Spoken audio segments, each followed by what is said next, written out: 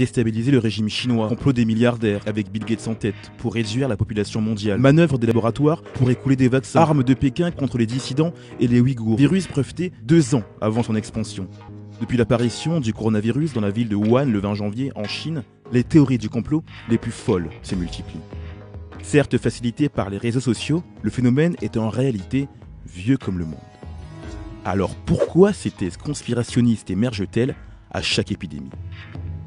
Pour le comprendre, il faut déjà expliquer ce qu'est le conspirationnisme. On a donc cherché une définition dans le dictionnaire.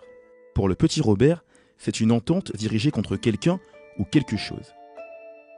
Déjà en 1981, quand le VIH apparaît, de nombreuses théories complotistes émergent. Parmi celles les plus reprises, le fait que la maladie serait une création des USA pour éradiquer la population homosexuelle. Ebola, une maladie inventée par les Blancs pour tuer des Noirs.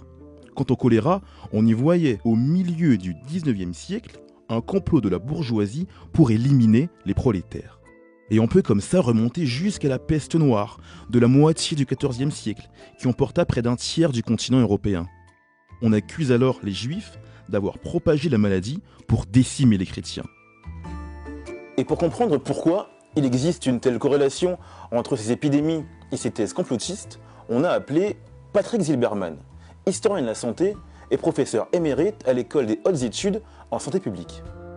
Il semble que épidémie et théorie du complot ou de la conspiration soient inséparables. Il n'y a aucun espoir de les séparer. Vous adaptez simplement le même raisonnement au monde contemporain. C'est plus les prolétaires, c'est les homosexuels. Un jour, ça sera autre chose, etc. quoi. Par exemple, pour le cas du coronavirus, l'une des théories qui a pris le plus d'ampleur voudrait que Pékin allait délibérément propager pour décimer les Ouïghours, minorité musulmane de la région du Xinjiang.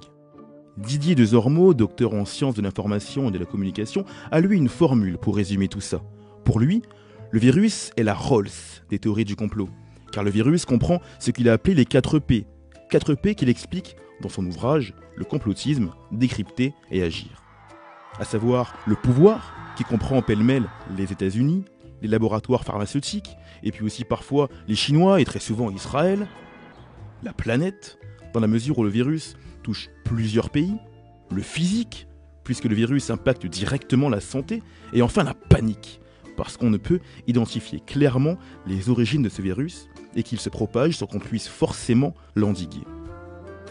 Car le conspirationnisme, et c'est encore le petit Robert qui nous le dit, est aussi une entente pour taire ou cacher quelque chose. Le travail du scientifique, c'est précisément d'essayer de tester hypothèse après hypothèse jusqu'au moment où l'hypothèse paraît solide. Contrairement à la science qui fait le tri justement entre les différentes hypothèses, les théories du complot ne font aucun tri, rien ne doit rester sans raison. Et si l'explication n'apparaît pas, ça n'est pas qu'elle n'existe pas, c'est tout simplement qu'on la cache. Cette peur du vide fait le terreau des théories les plus absurdes. Et le coronavirus, dont on n'arrive pas pour l'instant à déterminer précisément l'origine, fait donc le bonheur des sites déjà connus pour propager de fausses informations. Parmi lesquels des antivax, des activistes opposés à la vaccination qui développent entre autres la thèse que la fondation de Bill Gates aurait prédit le coronavirus chinois il y a 1 an avec une simulation quasi copier-coller prédisant la mort de 33 millions de personnes en 6 mois. Un tox démonté par le centre Johns Hopkins, ONG internationale de santé publique, travaillant à protéger les populations face aux épidémies. L'ONG affirme qu'une simulation a bien été faite, mais qu'elle ne donnait lieu à aucune prédiction et qu'il s'agissait d'une épidémie fictive de coronavirus. Toutes ces rumeurs menacent la sécurité publique avec des conséquences potentiellement catastrophiques selon des responsables américains. Ils estiment que des milliers de comptes Facebook, Twitter ou Instagram liés à la Russie propagent de la désinformation au détriment de la réponse globale. Maria Zakharova, porte-parole du ministère russe des Affaires étrangères, a elle démenti toute campagne de désinformation de son pays. Une campagne qui rappelle, selon de nombreux experts, les tentatives du KGB pour faire croire pendant la guerre froide que le VIH était une invention de scientifiques américains. Et les différents scandales sanitaires, comme celui du sang contaminé, ont aussi contribué, selon l'historien, à une certaine défiance envers la médecine ou l'État. C'est la transformation, si vous voulez, de la défiance en arme. En arme contre la science, en arme contre la médecine, en arme contre l'État, en arme contre tout ce qui, en fait, peut nous protéger. Et entre les scandales sanitaires, la minimisation parfois par certains gouvernements des conséquences d'un virus, l'impossibilité souvent de trouver une seule cause à une épidémie, la volonté de certains États d'en déstabiliser d'autres, les théories du complot semblent encore avoir de beaux jours devant elles. Le coronavirus fait ses premières victimes aux États-Unis. 9 personnes sont décédées. Une majorité d'entre elles étaient pensionnaires de cette maison de retraite dans l'État de Washington, au nord-ouest du pays. C'est dans la région de Seattle que le nombre de cas positifs au Covid-19 serait le plus important. Les autorités sanitaires en recensent 27 et se préparent au pire. Le risque pour nous tous d'être infectés va augmenter. Et si dans certains cas les symptômes seront modérés, l'infection peut entraîner de sérieuses complications. Et il y a une forte possibilité que la contamination soit massive. À Seattle, certains magasins sont déjà en rupture de stock. Petit à petit, la peur s'installe. C'est vraiment en train de m'effrayer, alors j'essaye de me procurer tous les produits. Je suis allée en ligne sur Amazon pour acheter des masques. On constate que la ville est déserte, c'est vide. Beaucoup de gens travaillent à la maison. J'ai un ami qui travaille chez Facebook, il travaille de chez lui. Aux États-Unis, l'épidémie s'accélère. 128 personnes ont été infectées par le Covid-19 sur l'ensemble du territoire américain. Donald Trump se retrouve lui accusé de ne pas avoir pris la mesure du problème, notamment après cette déclaration au début du mois de février. Le virus dont on parle, beaucoup de gens pensent qu'il disparaîtra en avril avec la chaleur. Typiquement, cela devrait disparaître en avril. Depuis, l'opposition démocrate reproche au président américain sa légèreté dans la gestion de l'épidémie. Malheureusement, jusqu'à maintenant, l'administration Trump a élaboré une réponse chaotique et opaque à cette crise. Ils ont laissé des postes vacants, des postes critiques dans la gestion des pandémies, au Conseil de sécurité nationale et au département de la sécurité intérieure. Ils ont licencié les gens et ne les ont jamais remplacés. Et la crise du coronavirus souligne les failles du système américain. La peur de factures excessives en matière de santé, un facteur qui a pu favoriser la propagation du virus.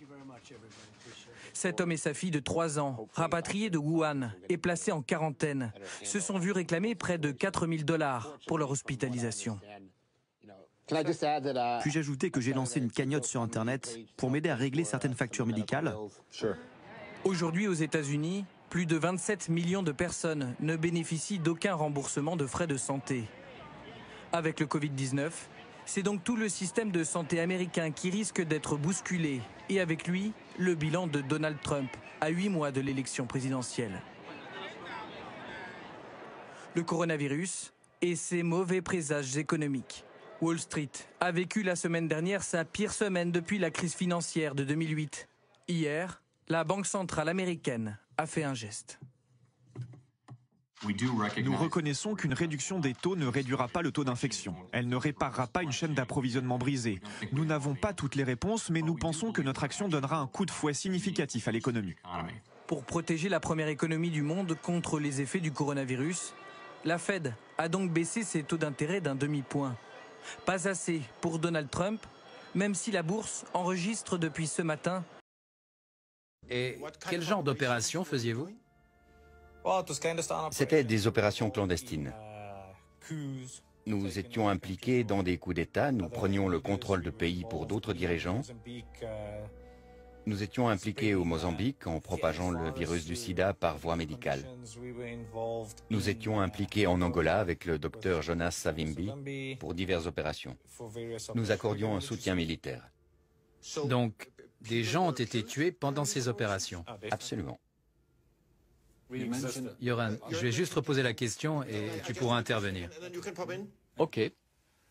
Vous avez parlé de propagation active du sida.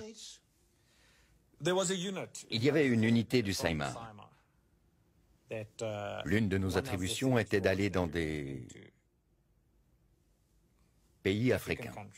Et comment ça se passait exactement? Par inoculation. Par le biais de vaccins? Oui, par le biais de vaccins. En faisant semblant de vacciner des gens et ce genre de choses. L'idée étant de tuer des Noirs. Oui, d'éradiquer les Noirs. Vous devez comprendre que le concept était que le sida était un tueur. Il était incurable à l'époque, alors on nous laissait croire que si on infectait les gens, c'était une méthode rapide et non militariste pour éliminer des Noirs. Et c'est quelque chose que vous savez avec certitude, que le sida était activement propagé dans d'autres pays? Oui, dans des pays africains.